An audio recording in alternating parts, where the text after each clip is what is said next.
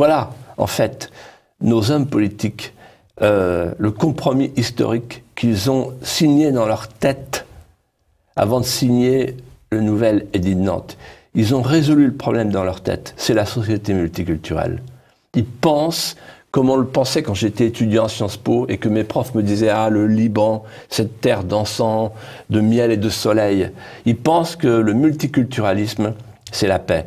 Le multiculturalisme, c'est la guerre civile. Alors vous sonnez le tocsin, vous avez décidé, vous l'avez dit 1000 fois, de troquer votre circonscription électorale pour une circonscription lectorale, j'ai bien compris. Je crois que vous m'avez bien lu. Oui, oui, ouais. J'ai bien lu, mais ce qui m'inquiète, c'est que, et je suis obligé de vous poser la question, parce que les téléspectateurs se la posent, c'est que, est-ce qu'un général commence à réécrire ses mémoires alors qu'on est en temps de guerre, que la bataille se déroule et qu'il pourrait être sur le terrain pour sauver la patrie? Un général, d'abord, s'il veut éviter d'être gamelin, il ne fait pas la guerre d'avant. Il fait la guerre d'après. Il prépare la guerre d'après. Et moi, mon rôle, c'est de préparer la carte d'état-major pour dire voilà où ça va se passer.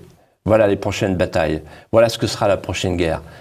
Si j'arrive à convaincre les élites françaises, pas celles d'aujourd'hui, pas la classe politique d'aujourd'hui, mais celles de demain qui vont prendre la relève, qu'il ne faut pas se tromper de combat et que la double reconquête de la liberté de la France et de l'identité de la France est vitale, alors j'aurai réussi ma mission.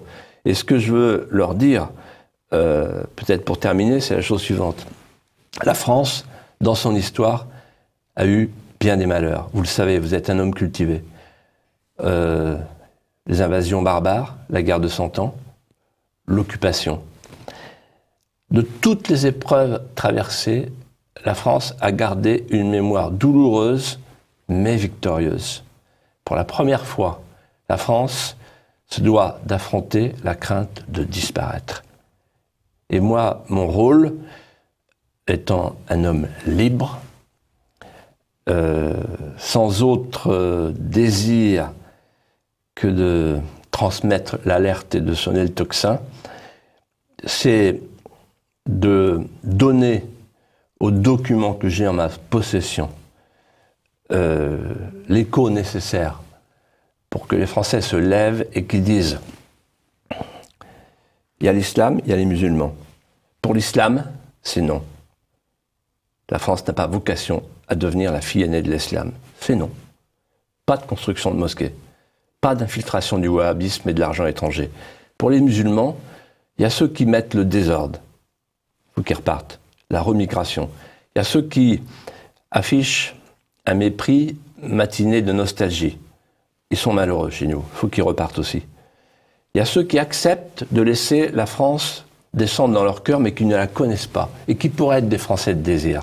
C'est aussi à eux que je m'adresse, parce que j'en vois chez moi, au Puy du Fou. J'en vois. C'est touchant. En fait, entre le Coran et la France, il faut choisir. Il y a eu des musulmans qui ont choisi la France, les harkis, et tant d'autres dans notre histoire, qui ont choisi la France. Parce que la France est belle, parce que Charles de Foucault, quand il parlait à des musulmans, était parfois entendu, mais il a été assassiné. C'est la preuve que on peut avoir des musulmans français, mais qu'il n'y aura jamais d'islam français. Ou alors, s'il y a un islam français un jour, ce sera que la France est devenue une terre d'islam. Et ça, jusqu'à ma mort, je me battrai contre ça, pour que la France reste la France. Et moi, je dis à ceux qui nous écoutent, ne lâchez pas un pouce de terrain. Nous avons une grande civilisation. Un peuple, comme le peuple français, a un double droit inaliénable. Le premier, c'est le droit à la continuité historique, le droit de préserver ses symboles, sa culture, ses monuments. Et le deuxième droit, encore plus important, c'est le droit de cultiver les richesses anthropologiques de notre civilisation, la distinction entre le temporel et le spirituel, la place de la femme. La France est le pays inventeur de la courtoisie. La place de la personne, la place universelle de la personne. Le sermon sur la montagne, c'est quand même autre chose que le verset du sabre. Donc, gardons notre civilisation, gardons nos racines, gardons les fiertés françaises. Merci Philippe de Villiers. Je ne pourrais pas conclure sans une dernière question parce qu'elle va de soi. C'est que vous avez écrit le passé de l'histoire de France pour le Puy du Fou. Vous avez trouvé une voix qui a porté ce message-là. Ça devait être Champia de mémoire qui avait prêté sa voix. Aujourd'hui, vous voulez réécrire ce roman national. Vous voulez qu'il se poursuive et vous l'écrivez déjà. Vous avez des pages somptueuses à la fin de cet ouvrage sur ce jardin à la française, sur ce roman d'amour. Qui en est la voix? Parce qu'on a le sentiment que cette nouvelle génération, vous la cherchez. Vous avez reçu cet été Emmanuel Macron, qui vous a dit qu'il était plus socialiste chez vous. Vous avez rencontré Marion Maréchal. Est-ce que vous cherchez tous azimuts cette nouvelle génération ou est-ce que vous avez déjà trouvé qui est porteur de ce futur roman national que vous allez écrire, mais qu'il va bien falloir jouer, si ce n'est pas vous?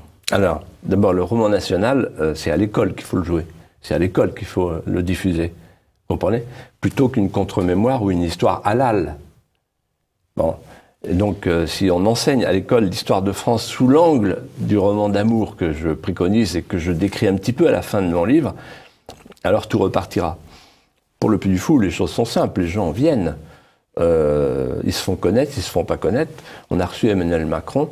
Il y a d'ailleurs une anecdote qui est très amusante, c'est que je dis c'est le premier miracle de l'anneau de Jeanne d'Arc, parce qu'il a voulu voir l'anneau de Jeanne d'Arc. Il était penché sur l'anneau de Jeanne d'Arc et tout à coup il y a eu des trépignements. La presse était juste derrière, il s'est retourné et il a crié « Je ne suis plus socialiste ».